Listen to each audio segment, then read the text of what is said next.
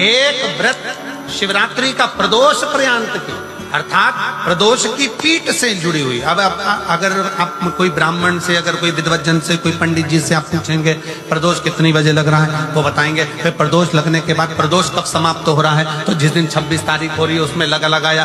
दोनों की पीठ मिल रही।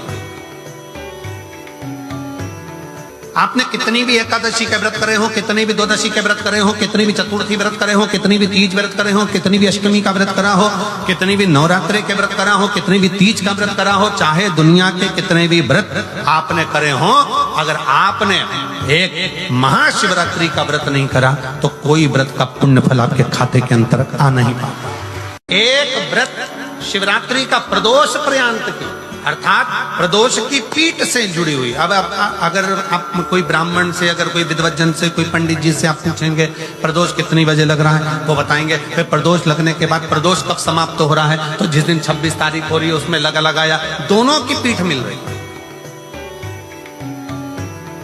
आपने कितनी भी एकादशी के व्रत करे हो, कितनी भी द्वादशी के व्रत करे हो, कितनी भी चतुर्थी व्रत करे हो, कितनी भी तीज व्रत करे हो, कितनी भी अष्टमी का व्रत करा हो, कितनी भी नवरात्रि के व्रत करा हो, कितनी भी तीज का व्रत करा हो, चाहे दुनिया के कितने भी व्रत आपने करे हो, अगर आपने एक महाशिवरात्रि का व्रत नहीं करा तो कोई व्रत का पुण्य फल आपके खाते के अंतर्गत आ नहीं पाता।